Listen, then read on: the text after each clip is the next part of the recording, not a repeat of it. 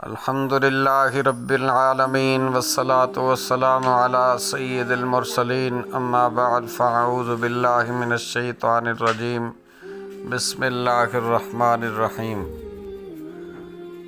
قال النبی صلی اللہ علیہ وآلہ وسلم ان الدعاء موقوف بین السماء والارض لا يصعد منه شیء حتی تصلی علی نبیک۔ حضرت سیدنا عمر فاروق رضی اللہ تعالیٰ عنہ سے روایت ہے، سید الانبیاء شافع روز جزا صلی اللہ علیہ وآلہ وسلم نے اپنی رحمت والی زبان سے ارشاد فرمایا، بے شک دعا آسمان اور زمین کے درمیان ٹھہری رہتی ہے اور اس میں سے کوئی چیز اوپر کی طرف نہیں جاتی جب تک تم اپنے پاک نبی صلی اللہ علیہ وآلہ وسلم پر درود پاک نہ پڑھ لو۔ کعبے کے بدر الدجا تم پر کروڑوں درود، طیبہ کے شمس الضحیٰ تم پہ کروڑوں درود۔ اللہم صلی علی سیدنا محمد وعلی آبائہ وآلہ وسلم۔ سرزمین مکہ میں آباد قبیلہ قریش کی معیشت کا زیادہ تر انحصار تجارت پر تھا، کیونکہ پوری وادی سنگلاخ و سخت پتھریلی چٹانوں پر مشتمل تھی، جس کے چاروں طرف دور دور تک بیاب و گیا لک و دک صحرا پھیلے ہوئے تھے۔ یہی وجہ تھی جہاں زراعت کھیتی باڑی کے امکانات بالکل ختم ہو کے رہ گئے تھے۔ قریش کے افراد سال میں 2 بار تجارتی سفر اختیار کرتے تھے، سردیوں میں یمن کی طرف اور گرمیوں میں شام کی طرف۔ اللہ رب العزت نے سورہ قریش میں یہی چیز بیان فرمائی کہ لإیلاف قریش ایلافہم رحلۃ الشتاء والصیف۔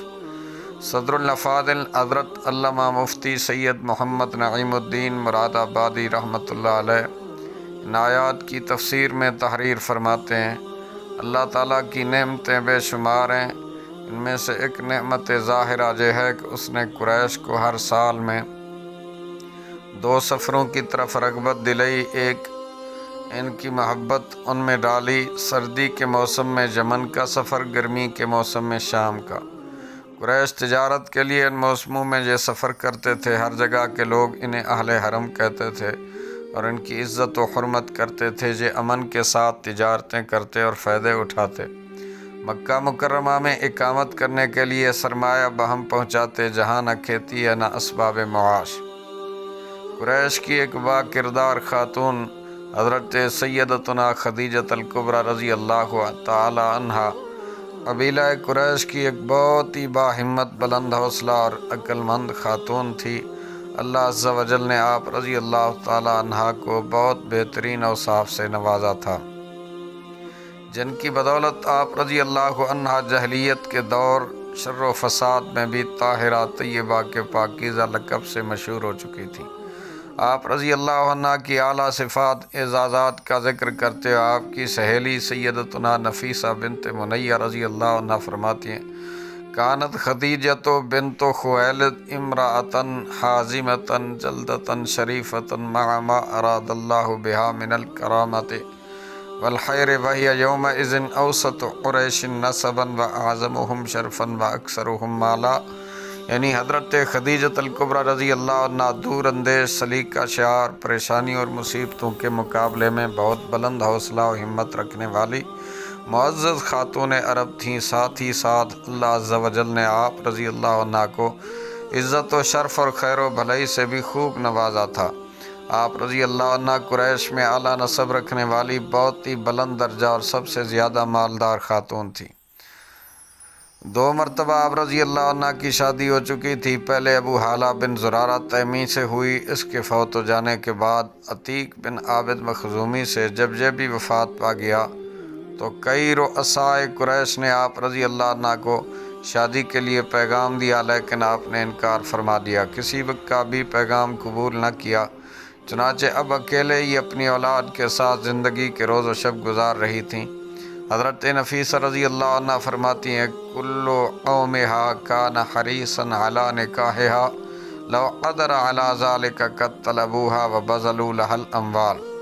قوم کے تمام افراد آپ سے نکاح کی خواہش رکھتے تھے، کہ کاش وہ اس کی قدرت رکھتے، وہ آپ کو شادی کی درخواست کر چکے تھے۔ اس مقصد کے لیے آپ رضی اللہ عنہ کو مال و زر بھی پیش کیے جا چکے تھے۔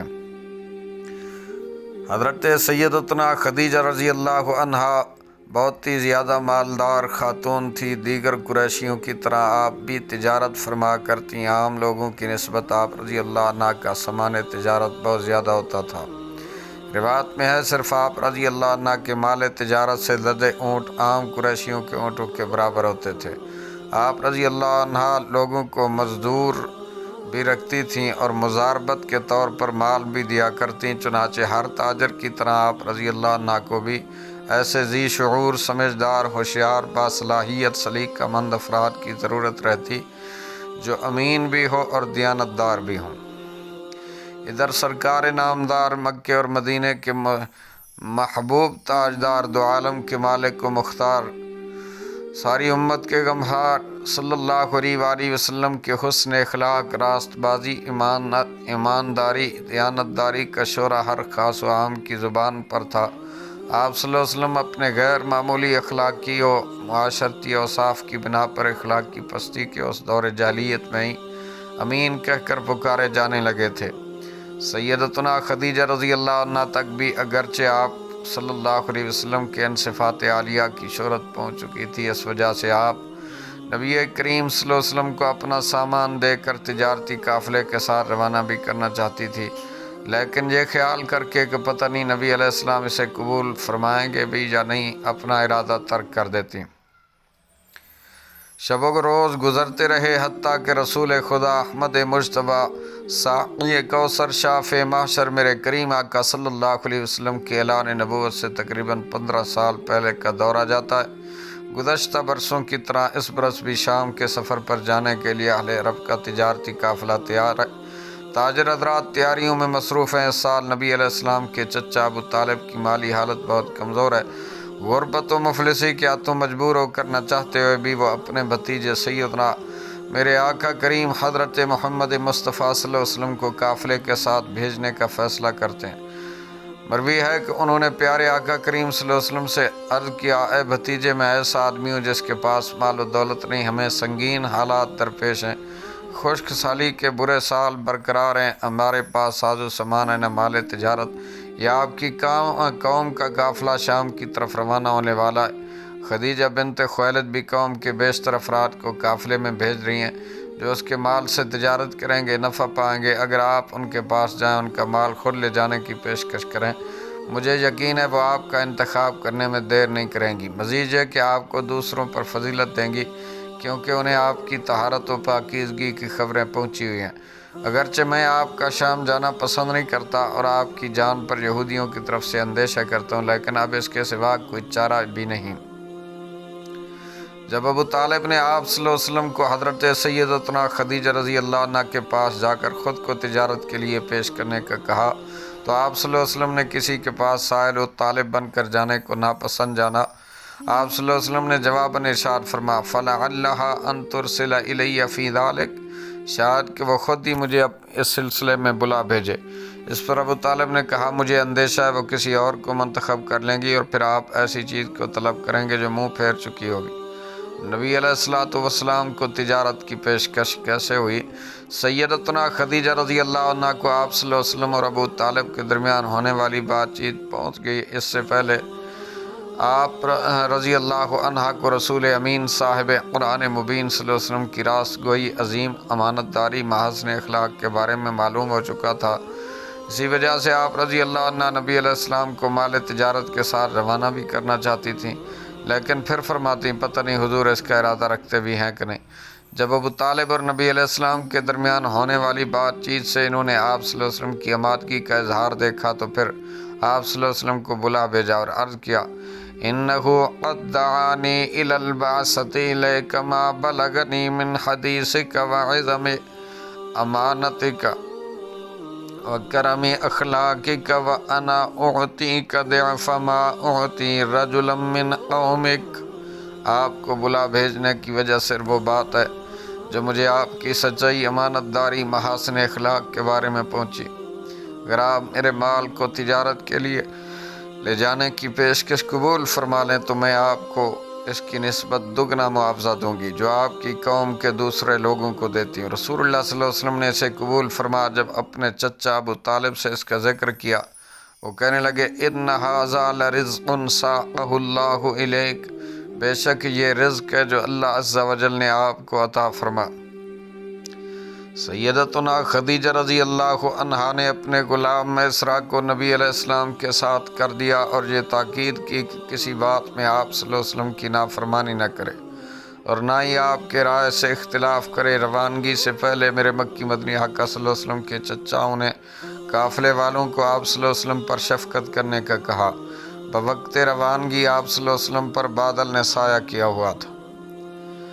سید الانبیاء محبوب کبریاء علیہ الصلوۃ والسلام اور میسرہ رضی اللہ عنہ سفر کرتے کرتے جب شام پہنچے، یہاں انہوں نے بصرہ کے بازار میں ایک درخت کے سائے تلے پڑاؤ کیا۔ اس کے قریب ہی ایک عیسائی راہب نستورہ کی عبادت گاہ واقع تھی۔ راہب چونکہ میسرہ کو پہلے سے ہی جانتے تھے، جب انہوں نے میسرہ کو دیکھا کہنے لگے یا میسرہ من ھذا الذی نزل تحت ھذہ الشجرہ، اے میسرہ یہ اس درخت کے نیچے پڑاؤ کرنے والے شخص کون ہے؟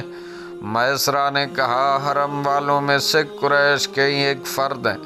راہب نے کہا اس درخت کے سائے میں نبی کے سوا کوئی کبھی نہیں ٹھہرا۔ پھر پوچھا فی عینیہ حمرہ، کیا ان کی آنکھوں میں سرخی بھی ہے؟ میسرہ نے کہا ہاں ہے، اور وہ کبھی ختم ہی نہیں ہوتی۔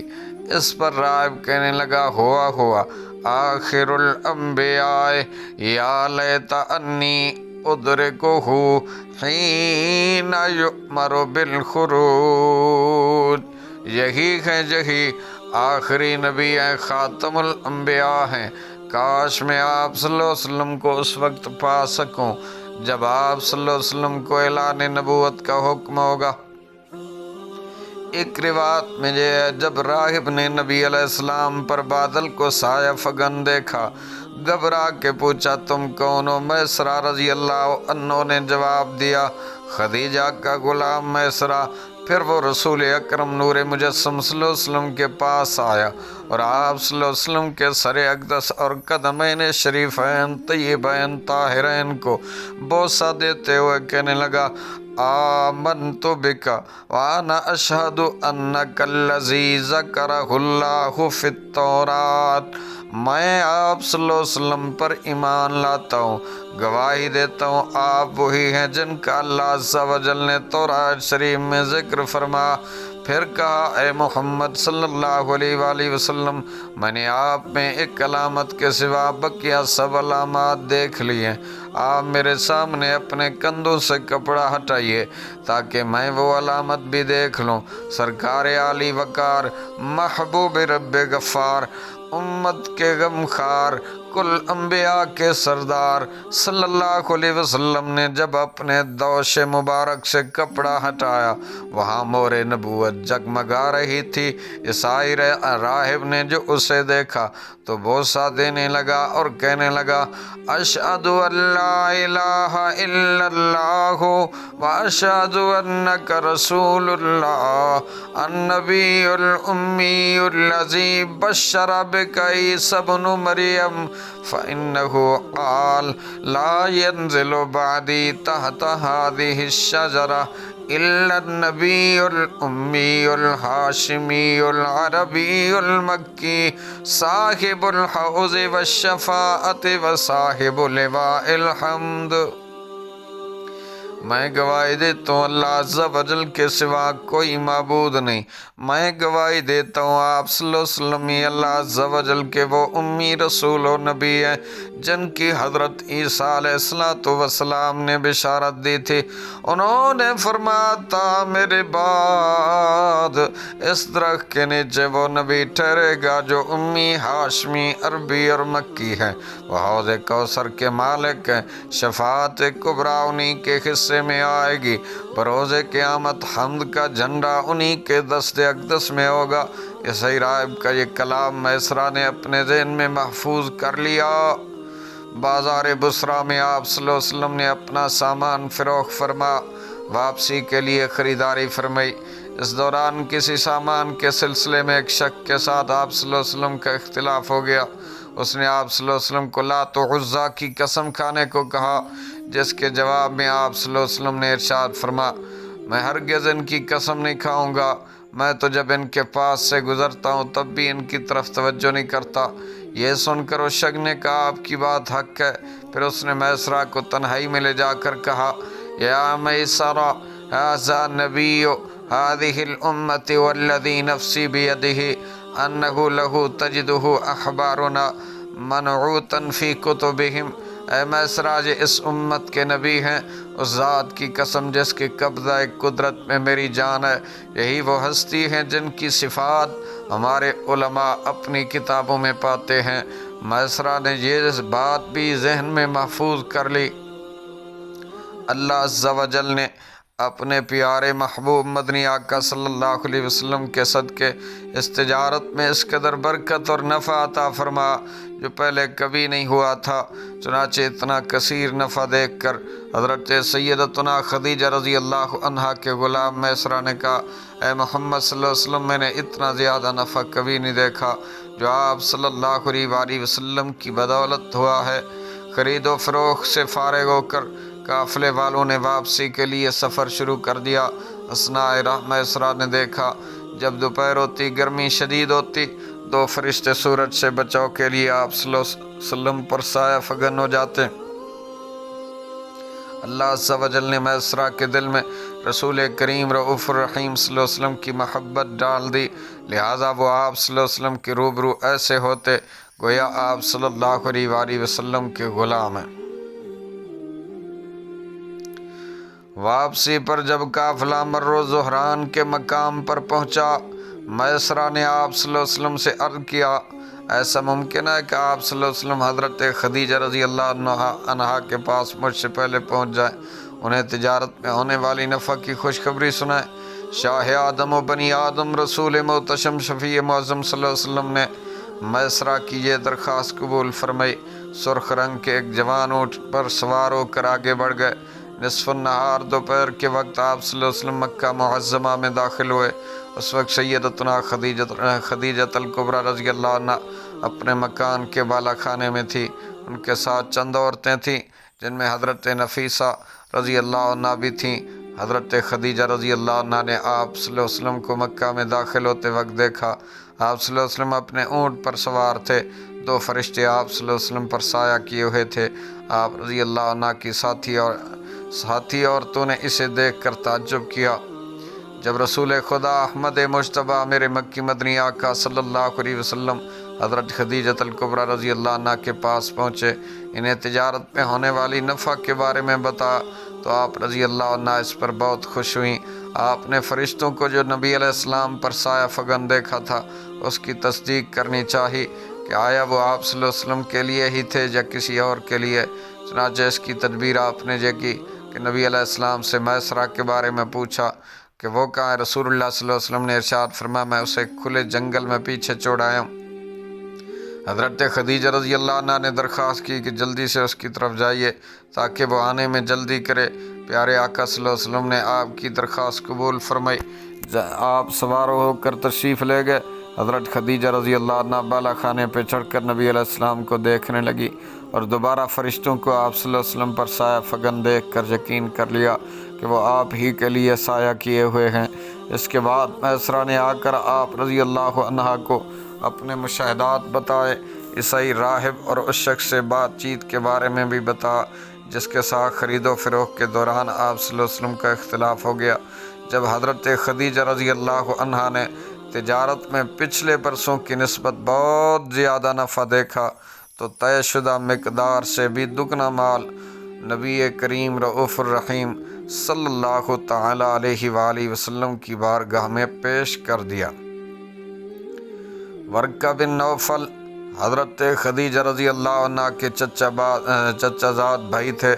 انہوں نے دین عیسائیت اختیار کر لیا تھا، آسمانی کتب کا مطالعہ بھی کیا ہوا تھا۔ ایک بڑے عالم تھے حضرت خدیجہ رضی اللہ عنہا نے فرشتوں کا نبی علیہ السلام پر سایہ کرنا اور نستور راہب اور دیگر واقعات کا تذکرہ جب ورقہ بن نوفل سے کیا، وہ کہنے لگے لَإِنْ كَانَ هَذَا حَقًّا يَا خَدِيجَةُ إِنَّ مُحَمَّدًا لَنَبِيٌّ هَذِهِ الْأُمَّةِ قَدْ عَرَفْتُ أَنَّهُ كَائِنٌ لِهَذِهِ الْأُمَّةِ نَبِيٌّ يُنْتَظَرُ هَذَا زَمَانُهُ۔ اے خدیجہ، اگر یہ سچ ہے تو بے شک محمد عربی صلی اللہ علیہ وسلم اس امت کے نبی ہیں۔ میں پہچان گیا ہوں کہ آپ صلی اللہ علیہ وسلم اس امت کے وہی نبی ہیں جن کا انتظار کیا جا رہا تھا، اور یہ آپ کا ہی زمانہ ہے۔ اللہ اکبر۔ میری معزز مسلمان خواتین، بہنوں، بیٹیوں، ماؤں، محبوب خدا احمد مجتبیٰ صلی اللہ علیہ وسلم کے ساتھ سیدتنا خدیجہ رضی اللہ عنہا کے نکاح کا ایک سبب تو یہی آپ صلی اللہ علیہ وسلم کا سفر شام ہوا کہ جب خدیجہ رضی اللہ عنہا نے میسرہ کی زبانی پیارے آقا صلی اللہ علیہ وسلم کے پیغمبرانہ اوصاف سماعت کیے، خود بھی فرشتوں کو آپ صلی اللہ علیہ وسلم پر سایہ کیے دیکھا، تو یہ باتیں ان کے آپ صلی اللہ علیہ وآلہ وسلم کے ساتھ نکاح کرنے میں رغبت کا باعث بنی۔ نیز یہ بھی مروی ہے کہ خواتین قریش کی ایک عید ہوا کرتی تھی جس میں وہ بیت اللہ شریف میں جمع ہوتیں۔ ایک دن اسی سلسلے میں وہ جہاں جمع تھیں، ملک شام کا ایک یہودی یا عیسائی شخص آیا، انہیں پکار کر کہا، اے گروہ قریش کی عورتوں، ان قریب تم میں ایک نبی ظاہر ہوگا جسے احمد کہا جائے گا۔ تم میں سے جو عورت بھی ان کی زوجہ بننے کا شرف حاصل کر سکتی ہو وہ ایسا ضرور کرے۔ یہ سن کر عورتوں نے اسے پتھر و کنکر مارے، بہت برا بھلا کہا، نہایت سخت کلامی کی، لیکن حضرت خدیجہ رضی اللہ عنہا نے خاموشی اختیار فرمائی اور اس بات سے منہ نہیں موڑا جس سے دیگر عورتوں نے منہ موڑ لیا تھا، بلکہ اس واقعے کو اپنے ذہن میں محفوظ کر لیا۔ اس کے بعد جب میسرہ نے آپ کو وہ نشانیاں بتائیں جو انہوں نے دیکھی تھیں، اور خود آپ رضی اللہ عنہ نے بھی جو کچھ دیکھا تھا، اس کی وجہ سے آپ کے ذہن میں یہ خیال پیدا ہوا کہ اگر اس یہودی نے سچ کہا تھا تو وہ یہی شخص ہو سکتے ہیں۔